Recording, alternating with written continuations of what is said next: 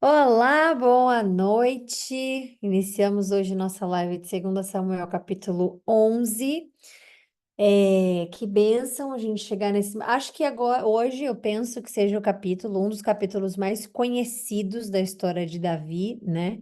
É onde ele conhece Batseba, é onde ele cai, né, na tentação, ele peca feiamente, grandiosamente, contra, obviamente, as leis de Deus. É, então, a gente vai ver essa similaridade que temos com Davi, a gente vai, né, entender a misericórdia de Deus e como é que Deus funciona, aplicando sua justiça para absolutamente todos nós debaixo desse sol, debaixo desse céu, né? Ninguém está imune a Deus, à correção de Deus, né? E correção de Deus, quando a gente fala, não é simplesmente nenhum tipo de castigo, né? Porque a gente é bom para poder julgar algo que Deus faz. Muito, nossa, aquilo ali foi muito, né, para que tanta violência? Ah, não, isso aqui foi muito forte, poderia ser diferente, ó. Mas a gente não julga a nossa própria nossa própria atitude, né? A gente não julga com a mesma régua. Então, a gente tem como um olhar mais humano em dizer, nossa, mas o Senhor poderia, né, com todo o poder que ele tem, por que que existe tanto sofrimento? Por que que existe guerra? Por que que existe inveja? Por que que existe ódio? Por que que, né, a gente tem essa régua para com as coisas do mundo? Nós não, né? Se Deus quiser e o Senhor nos abençoar, nós estamos melhorando, que a gente não faça isso nunca, que a gente possa sempre estar em acordo com o que Deus faz, ou o que Deus permite, né? Porque nem tudo ele faz, mas ele permite muitas coisas acontecerem.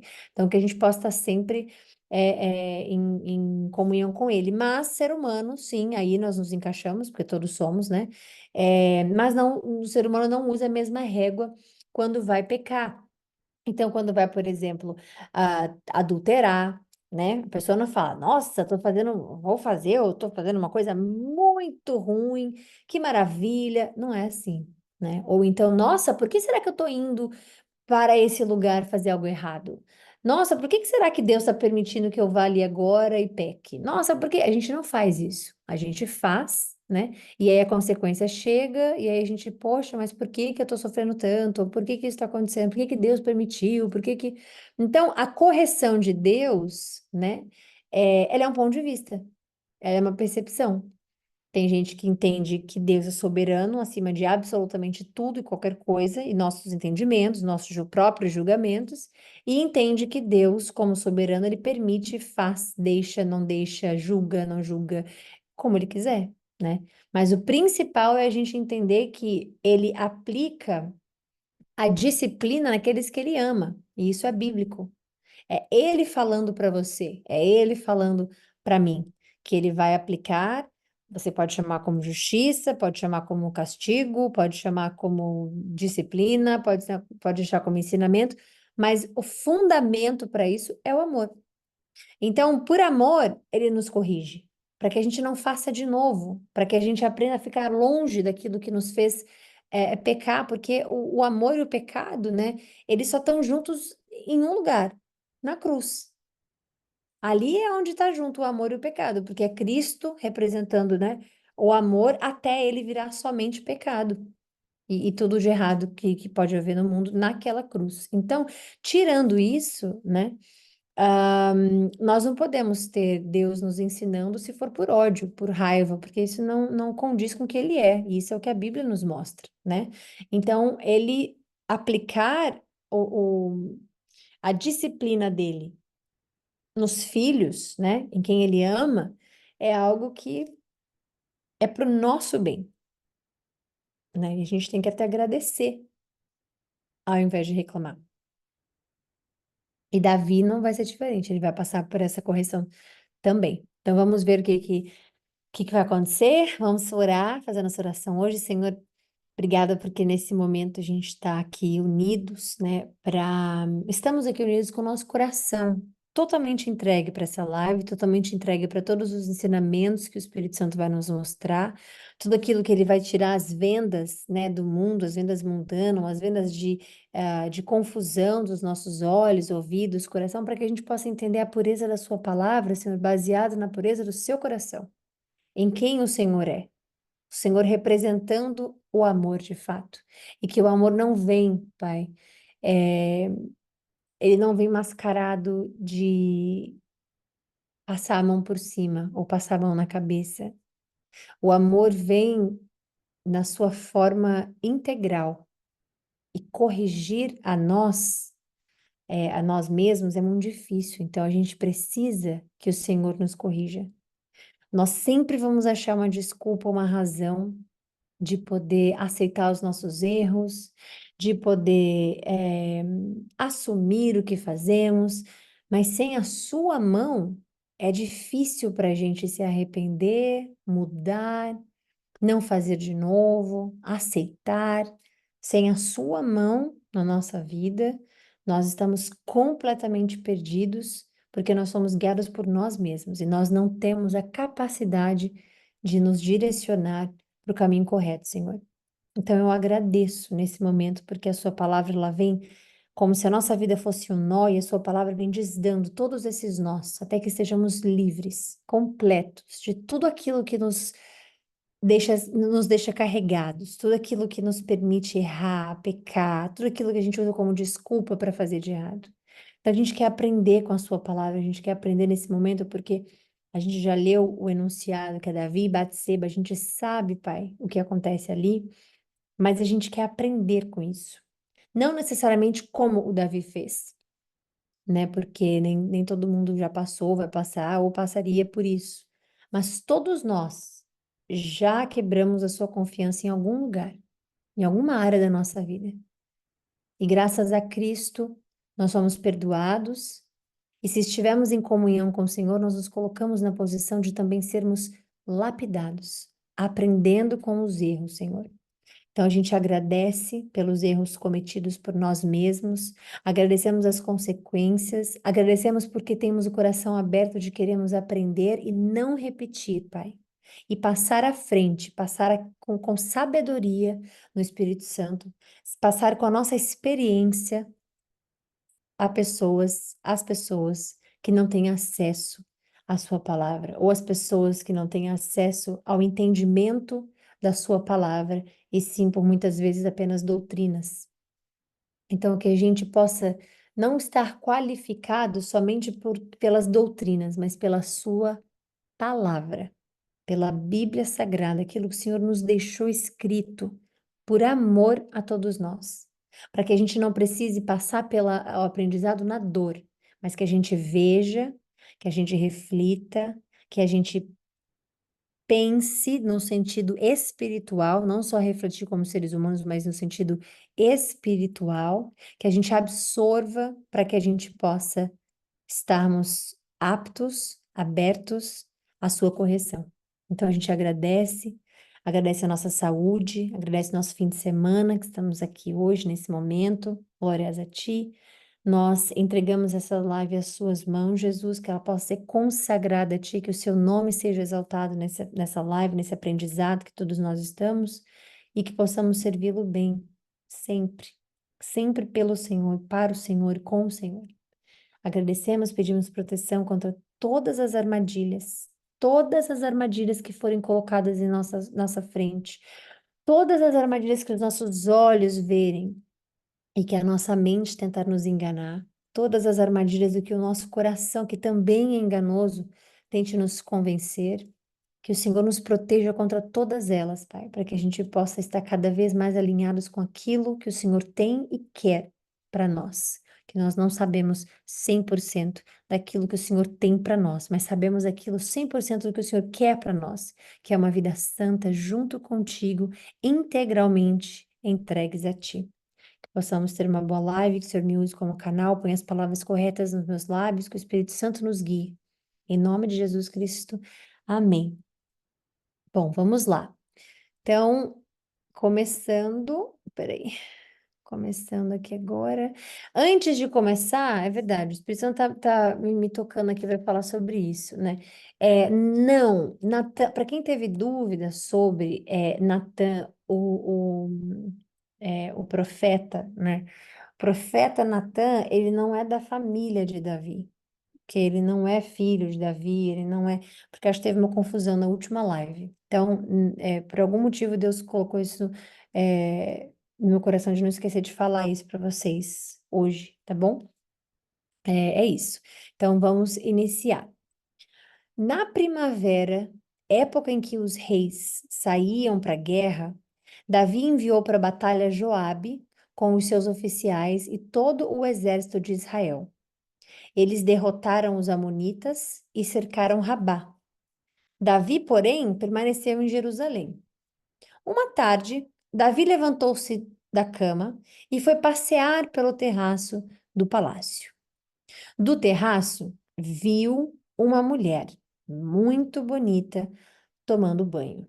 Numa outra tradução, a gente tem a gente tem a parte que é assim: Davi do terraço avista uma mulher muito bonita aos olhos. E a gente já falou aqui sobre os olhos, a gente já falou sobre a responsabilidade daquilo que nós olhamos, enxergamos, assistimos, né? Nós já falamos aqui sobre isso algumas vezes. Então, quando a gente fala viu uma mulher, a gente está deixando passar algo muito importante ali, que a gente está dependendo dos olhos para cometer o que ele vai cometer. Adão e Eva olharam, Eva principalmente, né, que foi ela que iniciou. Eva vê o fruto proibido por Deus, né? E ela, o que que está escrito na palavra de Deus? Que era bonita e agradável aos olhos, né? Nós vamos ver também em outras leituras, nós vamos ver também no passado, nós já lemos, nós já vimos no passado, nós já entendemos, né? Que os olhos, de fato, quando dizem que os olhos são as janelas para a alma, né? Você pode entender isso que os olhos são a janela para o seu espírito, porque tudo aquilo que você olhar e colocar para dentro da sua vida, você está carregando o Espírito Santo junto. Então, o olhar, por que que Deus fala que, por exemplo, adultério, basta olhar? Porque é no olhar que vem o desejo. É no olhar que vem o desejo, por exemplo, da gula. É no olhar que vem o desejo de, por exemplo, desejos, né? Seja ele físicos, ou todos os tipos de desejo.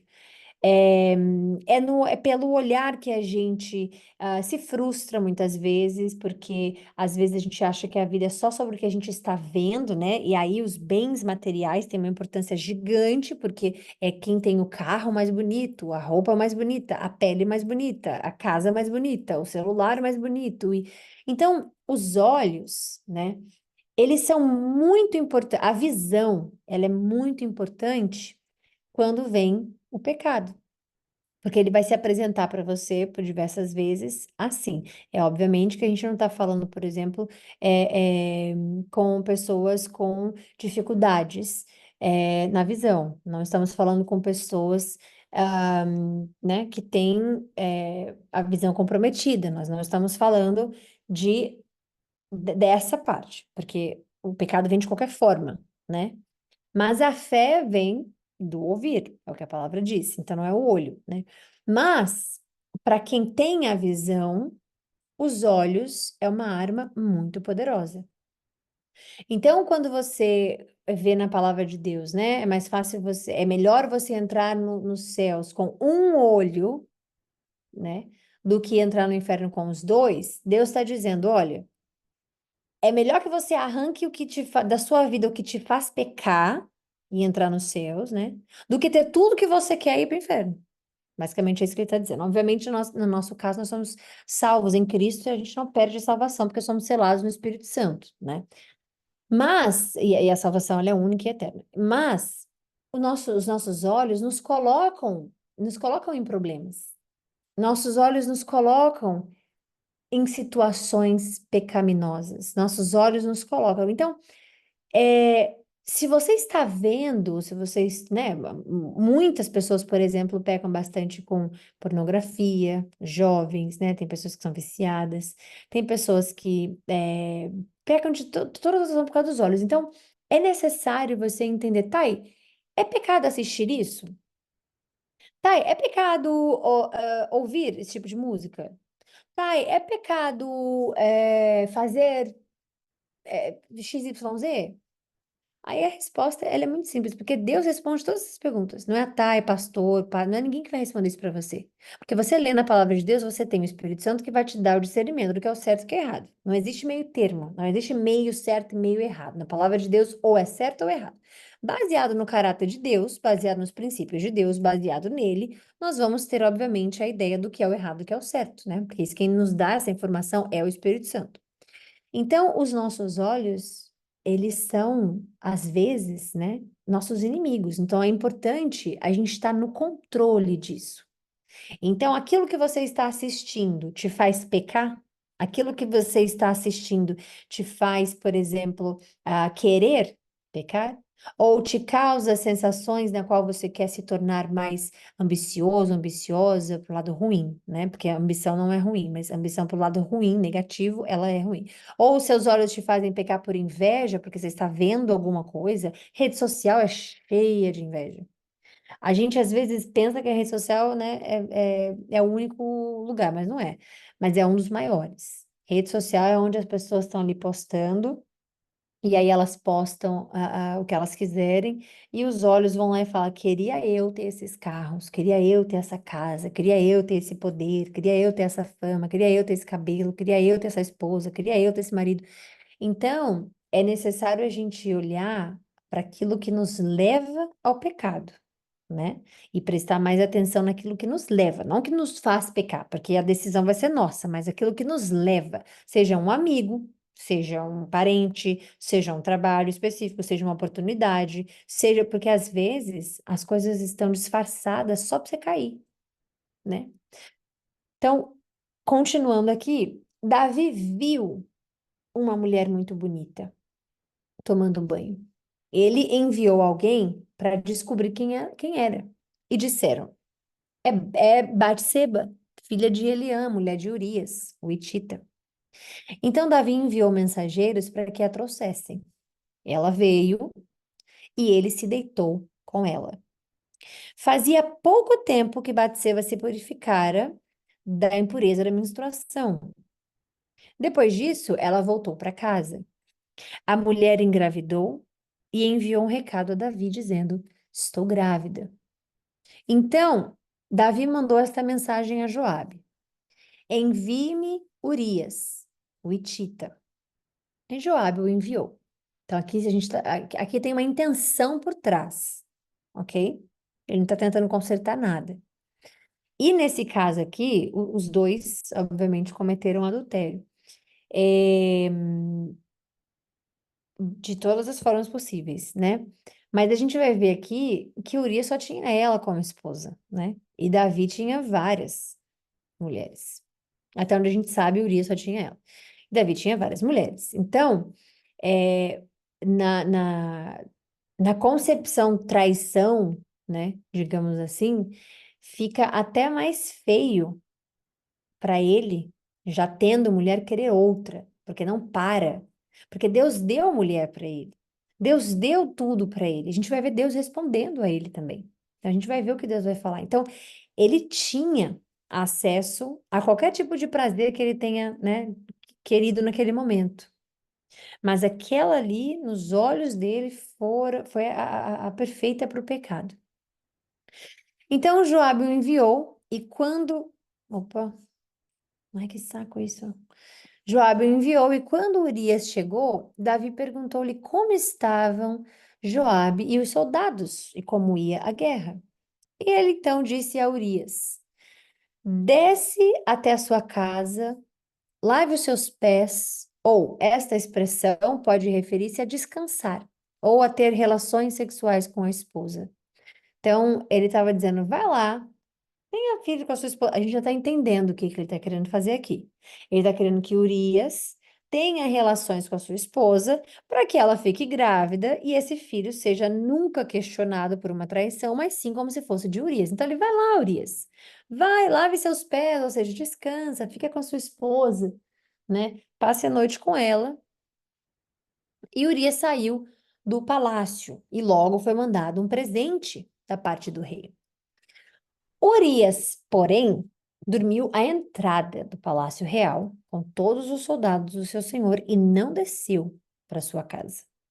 Tem estudiosos, né, que acham que Urias já meio que sabia o que tinha acontecido e aí falou, não, não vou, né? Tem pessoas que acreditam que Urias já tinha entendido, né? Porque ele tá me chamando, mandando eu ir para casa descansar e lavar os pés, porque é uma orientação muito específica, né?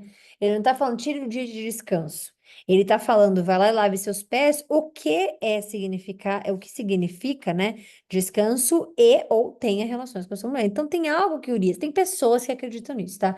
A Bíblia especificamente não nos diz o porquê, porque ele decidiu não ir, mas ele dá uma explicação por isso. E Davi vai perguntar para ele. Quando informaram Davi que Urias não tinha ido para casa, ele perguntou a Urias: Você não acabou de chegar de viagem? Por que você não foi para casa?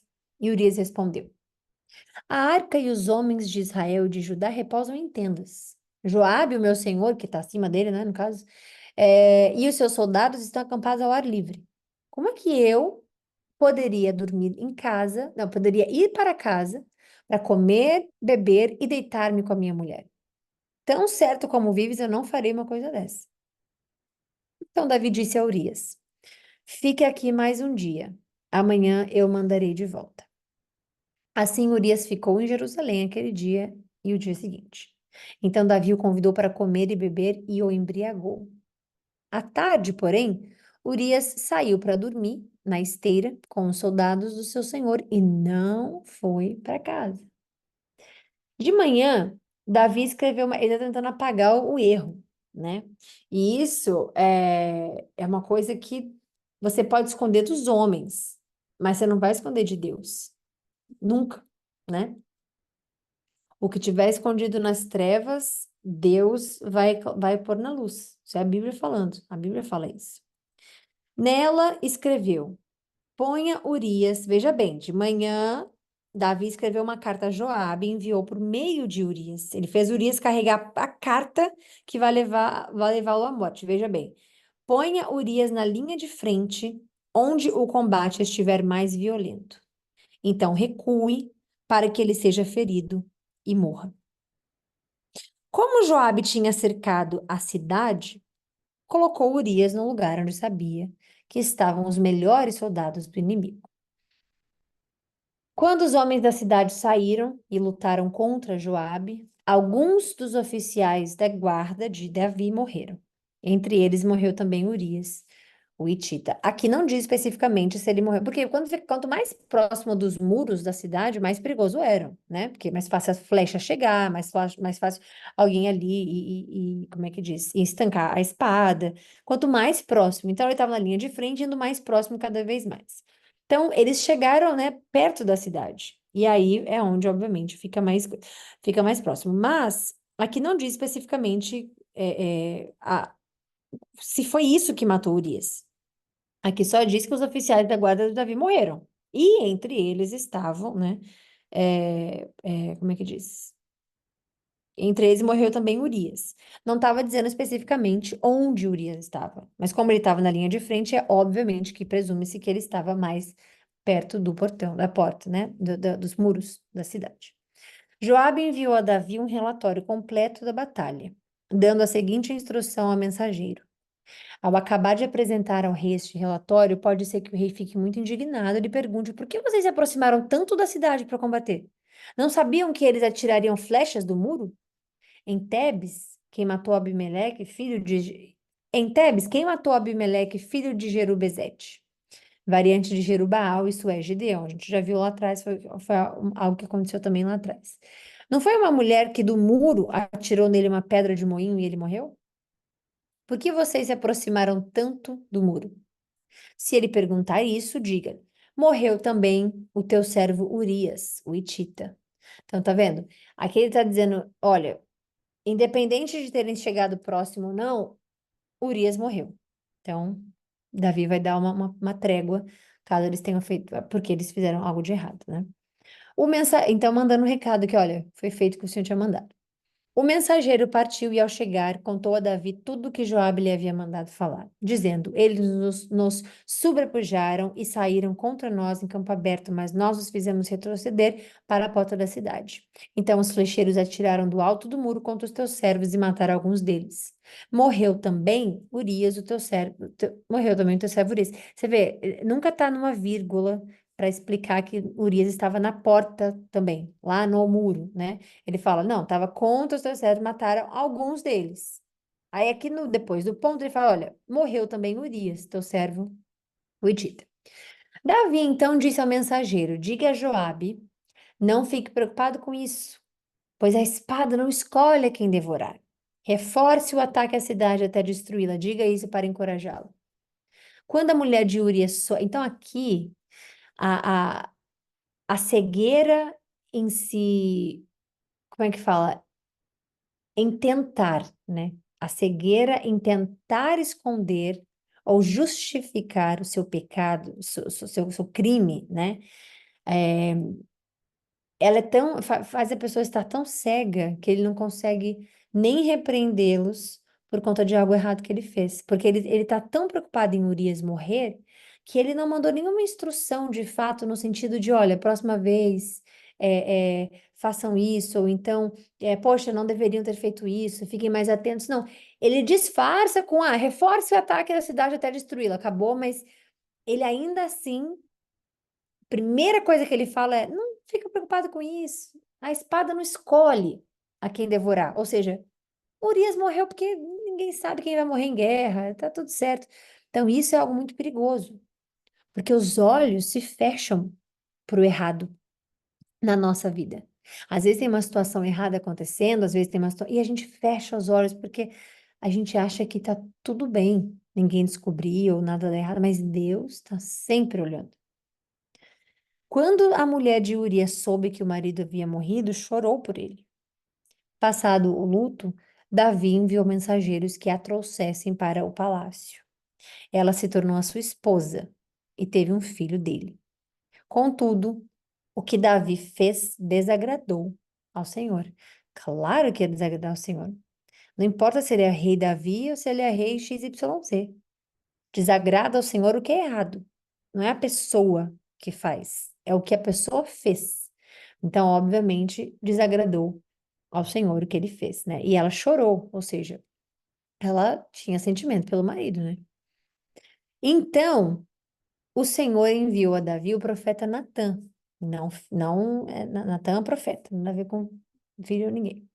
Ao chegar, ele disse a Davi: dois homens viviam em uma cidade.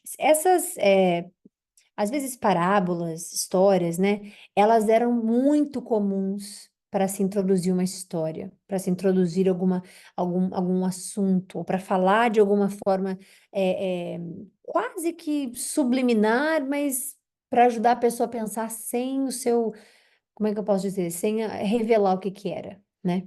Então, ele chega dizendo: olha, dois homens viviam numa cidade. Um era rico e o outro era pobre. O rico possuía muitíssimas ovelhas e bois, mas o pobre não tinha nada, a não ser uma cordeirinha que havia comprado. Ele a criou e ela cresceu com ele e com seus filhos. Comia junto dele, bebia do seu copo e até dormia nos seus braços. Era como uma filha para ele. Então, quem tem cachorro, gato, quem tem qualquer tipo de animal, algum pet, sabe como é que a gente ama? Né? Sabe como a gente cuida, sabe como a gente, né, se preocupa. Então, era como se como é que diz? Era como se essa cordeirinha fosse da família. Olha o que que Deus deixa escrito pra gente. Era como uma filha para ele. Então, você tá vendo que tinha apego, sentimento, amor, né? Certo dia, um viajante chegou à casa do rico e este não quis pegar uma das suas próprias ovelhas ou dos seus bois para preparar-lhe uma refeição. E, em vez disso, ele tomou a cordeirinha que pertencia ao pobre e a preparou para o viajante. Então Davi encheu-se de ira contra o homem e disse a Natã: tão certo como vive o Senhor, o homem que fez isso merece a morte. roubo não naquela época era algo sério também. Deus fala sobre não roubar, né? Mas não era punição de morte. Você podia fazer outras coisas também, mas não especificamente de morte. Mas Davi ali está dizendo, não, tem que morrer de fato. Deverá pagar 4 vezes o preço da cordeira, porque agiu sem misericórdia. Você é esse homem, Natã disse a Davi. Assim o Senhor, o Deus de Israel, diz: Eu o ungi rei de Israel e o livrei das mãos de Saul. Dei a você a casa e as mulheres do seu senhor. Dei a você o povo de Israel e Judá. Se tudo isso não fosse suficiente, eu lhe teria dado mais ainda. Porque você desprezou a palavra do Senhor? Por que você desprezou a palavra do Senhor fazendo o que é mal aos olhos dele? Por que que a gente precisa entender essa frase? Gente, tudo que a gente faz na nossa vida, absolutamente tudo, não é para o próximo, é para Deus em primeiro lugar.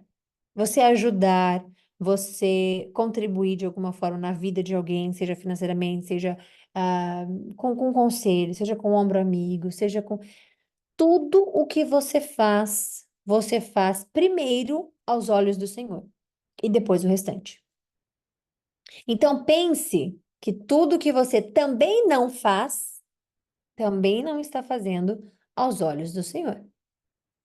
É importantíssimo entender essa analogia.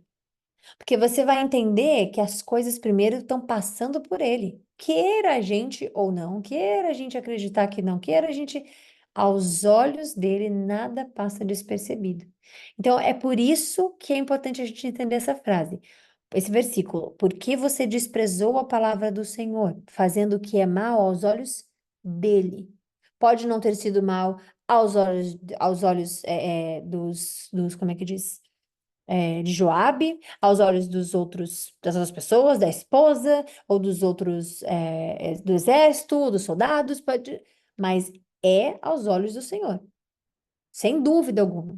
Não, tá, e deve ser aos olhos de todo mundo. Nem sempre, porque tem gente fazendo coisas cabulosas, coisas horrendas, coisas assustadoras e medonhas, e tem gente que endossa, tem gente que apoia, tem gente que, é isso mesmo, tem que fazer. Então, aos olhos dele, do Senhor, não tem confusão. Aos olhos do Senhor, não tem qual é o lado que você tá. Se você tá à frente ou atrás, esquerda ou direita, qual é o seu lado? Aos olhos de Deus, só existe o bem e o mal. O meio não existe. Então, aos olhos dele, é sempre onde vai primeiro, qualquer coisa que a gente faça, pense, ah, fale, é sempre. E isso não é para causar medo, isso é para causar temor. Temor é um respeito acima. Temor é uma reverência acima do normal, não é medo. Ninguém deve ter medo de Deus, deve temer a Deus. E medo e temor são coisas completamente diferentes, apesar de, infelizmente, no português, na gramática, as pessoas chamarem, por exemplo, alguém de ignorante como se fosse arrogante, alguém com medo, como se fosse temor, né? Então, a língua portuguesa tá aí para que nós possamos aprender. E temor não é medo, ok? Então, tudo que a gente faz primeiro vai aos olhos do Senhor, e o que a gente não faz também. Você matou Urias, olha aqui, isso aqui quem tá falando, né? Obviamente é Natã ali, mas é Deus, porque Urias não estava presente. Mas é Deus que tá mandando um recado para Davi. Tá falando, você matou Urias, o Hitita, com a espada e tomou a mulher dele para ser a sua esposa. Eu quero só voltar aqui. Peraí, porque Deus fala aqui, ó. Olha como é importante a gente ver isso e colocar para nossa vida, aplicar para nossa vida. Deus nos dá aquilo que é o suficiente, né? Sempre, vai ser sempre assim. E Deus, obviamente, vai nos prosperando, porque Davi não começou só com uma esposa ou um filho, ou com uma casa, ou com um soldadinho, ou com, né? Aliás, ele começou assim. Então Deus foi prosperando, foi fazendo ele crescer de descendência, foi fazendo ele crescer espiritualmente também, né? E financeiramente também, porque ele, como rei, ele acabou sendo muito mais rico do que ele era. tendo o que ele não tinha. Então, quando a gente vê Deus falando, né, eu ungi, te dei o que era suficiente, ele está dizendo o suficiente para você prosperar, o suficiente para você viver, o suficiente. Você pode ter várias interpretações da forma com que você vê. Tem pessoas, por exemplo, eu morei na Índia por um ano. Na Índia, eu não vou falar do exemplo especificamente, esse testemunho agora, porque nosso tempo está um pouco já passou um pouco assim, eu não quero que fique muito longa a live também, apesar da gente ter que fazer a live da forma que Deus está mandando fazer. Mas só para poder resumir, quando eu morei na Índia, eu peguei um táxi, não táxi, né? Aquele rickshaw, que a gente conhece, né, como tuk-tuk. E ele perguntou de onde que eu era, eu falei que eu era do Brasil. E ele falou assim: Ah, Brasil, futebol. Aí ele falou Pelé, Ronaldo, ele falou alguns nomes grandes do futebol, né? E eu falei: Sim, sim, você tem vontade de conhecer o Brasil? Aí ele falou: Não. Aí eu falei: Não, mas você não tem vontade de ir pra lá, por exemplo, pra assistir um jogo com eles? Aí ele: Não, posso assistir pela TV. Foi mais ou menos assim que ele falou. Ele não falou especificamente isso, não. Tipo, eu quero assistir pela TV. Mas o que ele deu a entender, ele falou, não, eu passo por aqui. Tipo assim, eu não preciso de estar lá para ver. Tipo isso. Depois ele falou, aí eu falei, mas você já... Aí eu achei aquilo estranho. Eu falei, esquisito, porque normalmente quando alguém gosta de futebol, tá, falaria, né? Nossa, a Maria no Brasil assistiu um jogo, tá? Apesar de Pelé não estar mais jogando nada disso, mas, né, ele ir para lá, para essa experiência, né? E ir para lá de onde ele estava. Aí, na minha cabeça, eu falei, nossa, não é possível que ele não quer ir para lá. Eu, naquele momento, não é possível que ele não quer ir para lá para assistir um jogo, ou então para, sei lá, né, ter acesso ao futebol, eu não sei. Aí eu falei, você já viajou para fora da Índia? Ele falou assim, não. Aí eu falei, você tem vontade de ir para algum lugar, conhecer algum lugar fora da Índia? Ele falou assim, não. Aí eu falei, não, você não tem vontade de conhecer, tipo, a Europa, ou ir para Estados Unidos, ou ir para qualquer outro, para esses lugares, você não tem vontade de ir para lá? Aí ele falou assim, não, eu sou muito feliz aqui, eu tenho tudo aqui, tudo meu aqui, o que eu tenho aqui é meu, eu sou feliz, não tenho vontade de sair daqui para outras coisas, não. Aí aquilo ali para mim foi uma realidade, foi um choque de realidade, porque muitas das vezes, né, a gente quer mais e mais e mais para ser feliz, e a gente não entende a essência de quando a gente fala que Deus já deu o suficiente. A gente não entende. A gente acha que o suficiente não, se Deus só me deu a vida e só me deu esse tipo de casa, ou esse tipo, é só assim que eu tenho que viver. Mas esse é o pensamento dele lá, né? E ele falou isso, ele falou que não preciso. Eu nasci e tenho o que Deus me deu. E isso é algo que eles levam na cultura até hoje. Lá, se você nasceu com uma condição muito precária, você acredita que você nasceu assim para que você possa morrer assim também, né? E se você nasceu com uma condição muito boa, você tem direito a prosperar mais e mais, e você tem direito de ser assim para sempre, nunca empobrecer, porque você foi abençoado dessa forma, e o outro teve um karma, porque eles acreditam muito em negócio de karma, né? Dessa forma. Então, quando Deus fala que eu te dei o suficiente, por exemplo, ou que a minha graça é o suficiente, ou que você viva com o suficiente, Deus não está falando nunca prospere, nunca tenha mais, porque seria muita incoerência a gente ver, por exemplo, Salomão sendo o maior de todos, o homem com mais dinheiro, com o homem com mais isso, com mais aquilo, quando ele pediu o quê? Sabedoria. E a sabedoria vem da graça de Deus. Então a gente sabe que quando Deus fala que eu te dei o suficiente, ele está dizendo eu te dei o suficiente para que você prospere, para que você mude, para que você se lapide, né? Ou você me deixe te lapidar, no caso. Para que você cresça, para que você amadureça, para que você. Então, não é o suficiente no sentido de limitação. Deus não falou, eu te dei o que você precisa. Não, isso é. Mas eu não te dei limitado e você viva com isso e é isso a sua vida, acabou. Porque senão ele não prosperaria tanto povo, tantas pessoas que possam ajudar outras, que possam ajudar outras, né? Então, ele tá dizendo, olha que coisa mais linda quando ele fala, eu te ungi rei, né, de Israel, que não é só de um lugarzinho, de Israel, te livrei das mãos de Saul, te dei casa, te dei as mulheres do seu senhor, te dei povo de Israel e Judá. E se isso não tivesse sido suficiente, eu te daria mais. Mas era suficiente. E você precisou pegar a mulher de um outro homem. É isso que a gente precisa refletir. Às vezes, a gente está tão focado na vida do próximo, nós seres humanos, né? Tão focado na felicidade do próximo, tão focado no que o outro tem, tão focado que a gente não consegue entender que tudo o que a gente precisa, Deus nos deu suficientemente para que a gente possa conquistar aquilo também. Agora, se a intenção for a errada, desagrada a Deus. Então Deus está dizendo para ele: eu te dei tudo, você fez algo. Por quê? Você matou Urias como espada, com a espada e tomou a mulher dele para ser sua esposa. Você matou com a espada dos amonitas. Por isso, a espada nunca se afastará da sua casa. Então, ele está dizendo: se você feriu com ferro você será ferido. Porque se você entregou a ele a espada, né, dos inimigos, ou a espada representa o quê? Guerra, representa briga, representa conflito, né? Então, a espada nunca se afastará da sua casa. E isso é até hoje com Israel.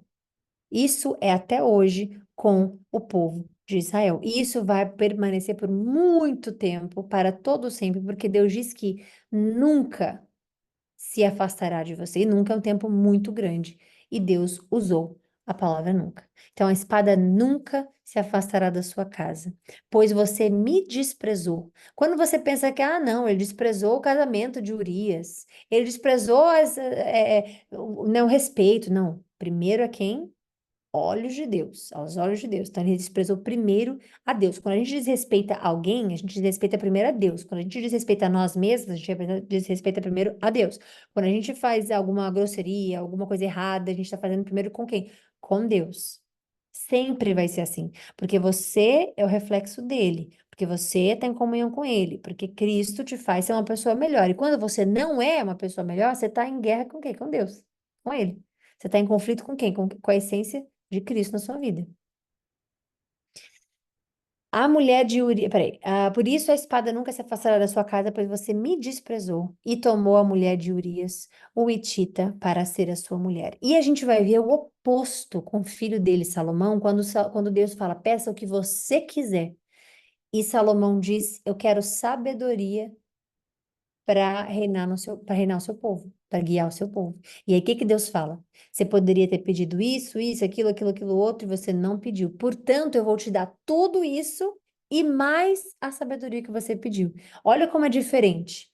Porque Davi tinha tudo e ainda queria mais, né? Salomão se considerava como nada, porque tudo que ele precisava era sabedoria, ele não tinha.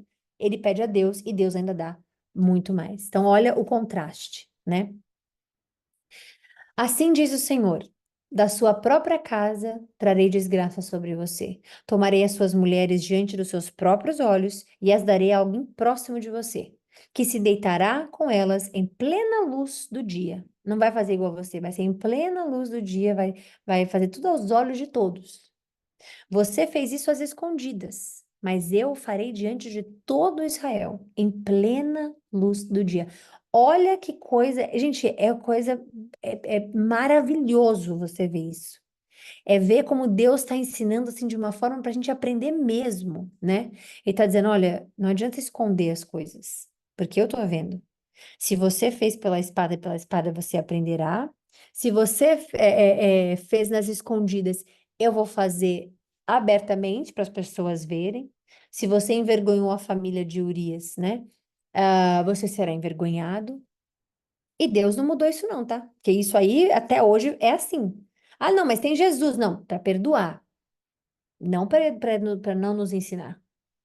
E Deus faz assim. É obviamente que Jesus, quando ele vem, ele diz: você ouviu dizer, olho por olho, dente por dente, né?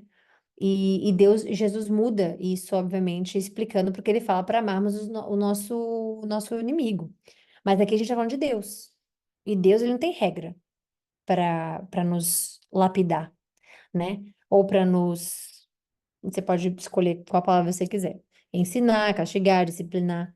Deus não tem regra, é dele. Ele faz da forma que ele quer. Então ele está dizendo para Davi que você fez escondido, mas eu vou fazer para todo mundo ver. Porque eu não escondo. Imagina se Deus tivesse que se rebaixar e fazer escondido igual Davi fez só para poder ensinar ele. Não ia. Você fez isso às escondidas, mas eu farei diante de todo Israel em plena luz do dia. Então Davi disse a Natã: Pequei contra o Senhor.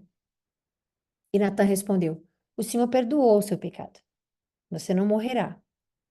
Entretanto, uma vez que com esse ato insultou o Senhor, conforme o manuscrito da Septuaginta diz.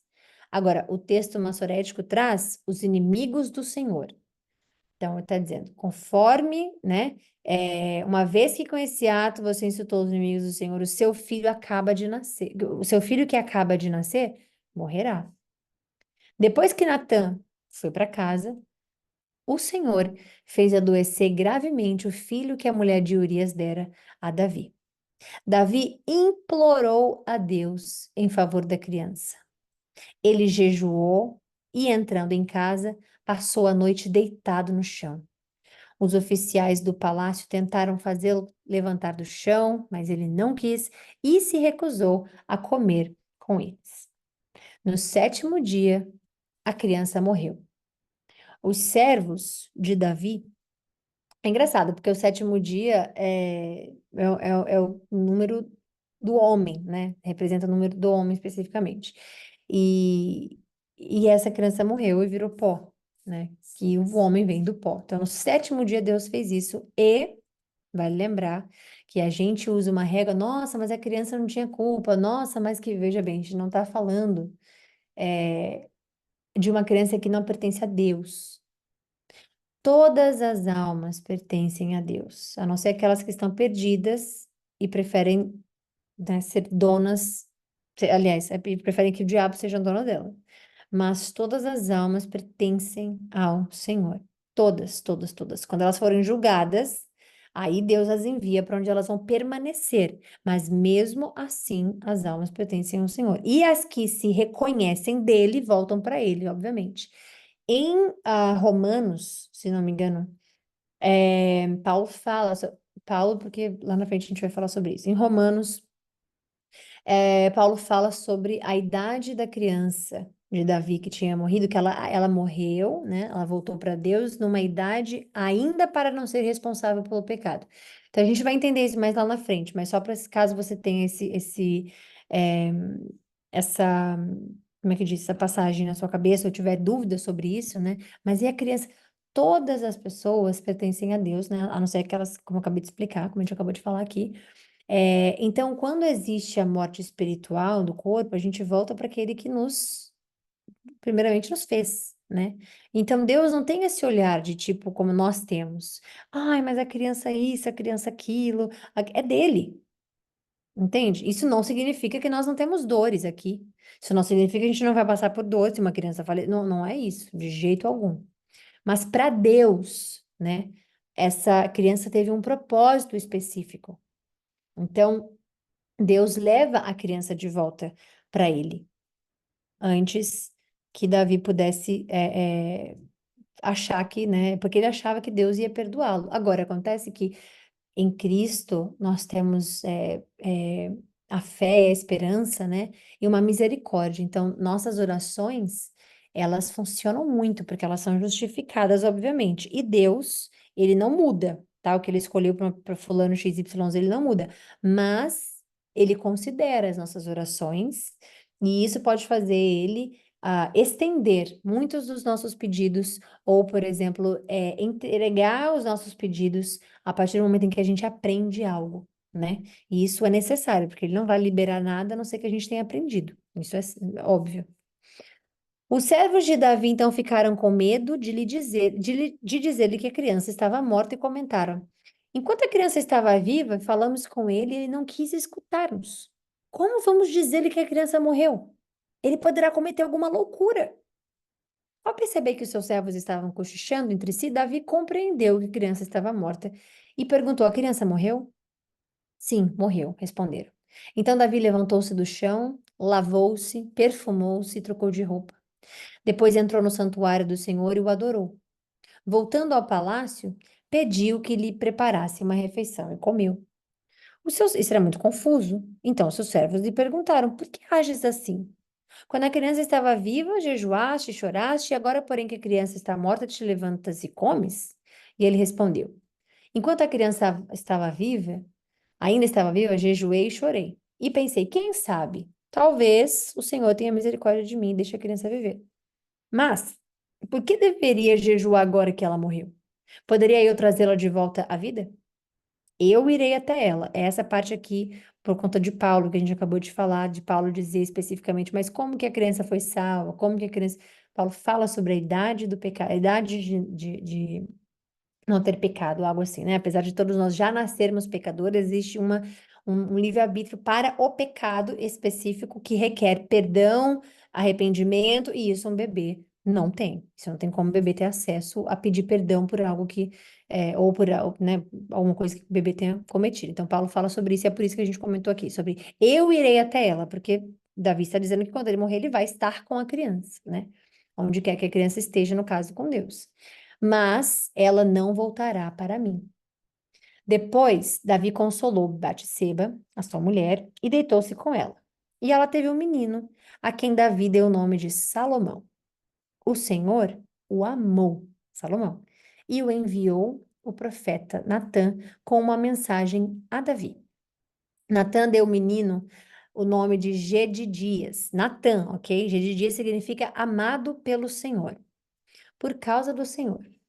Enquanto isso, Joabe atacou Rabá dos Amonitas e conquistou a fortaleza real. Feito isso, mandou mensageiros a Davi dizendo: lutei contra Rabá e apoderei-me dos seus reservatórios de água. Agora convoca o restante do exército, cerca a cidade e conquista. Senão, eu teria fama de havê-la conquistado. Então Davi convocou todo o exército, foi a Rabá, atacou a cidade e a conquistou. Então, o que ele está fazendo aqui é lealdade a Davi, porque ele não quer crédito para ele, né? Ele poderia, porque foi ele que fez, mas ele não quis. Ele quis dar, obviamente, ao rei Davi para que ele pudesse ter a fama de que ele que tinha conquistado e tudo mais. Então, foi um ato bonito que ele fez. E a conquistou. Davi, a seguir, tirou a coroa do rei deles, ou de Milcom, isso é, o deus Moloque, e ela foi colocada na sua própria cabeça.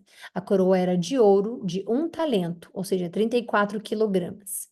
E ornamentada com pedras preciosas. Ele trouxe uma grande quantidade de bens da cidade e trouxe também os seus habitantes, designando-lhes trabalhos com serras, picaretas de ferro e machados. Além da fabricação de tijolos, Davi fez com todas as cidades amonitas. Depois voltou com todo o seu exército para Jerusalém.